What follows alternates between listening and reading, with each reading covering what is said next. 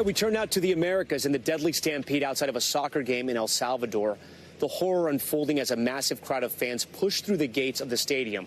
We want to warn you, some of the images may be graphic. George Solis has this story.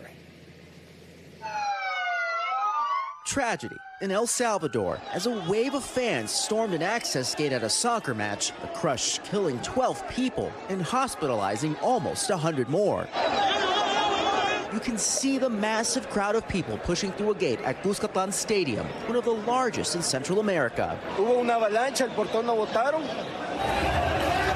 And another view shows fans trying to open more doors to give the compressed swarm of people some breathing room. What was supposed to be a night of football fervor between two top teams halted just about 16 minutes into the match. The pitch transforming into a makeshift triage center with emergency responders overwhelmed. Fans carrying the wounded from the tunnel to the playing field, where some 500 people were treated for injuries, officials say. Many seen frantically waving shirts in attempts to revive those crushed in the chaos.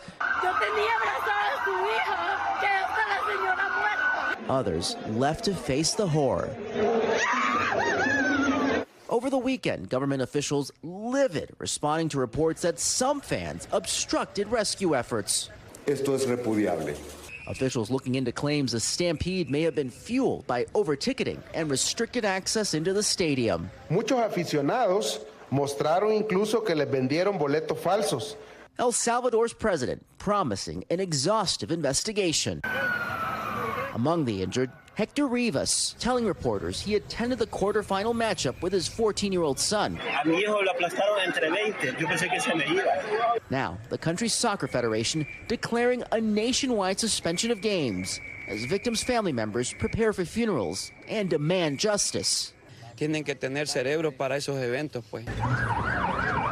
The country now mourning the loss of sport and too many lives. George Solis, NBC News.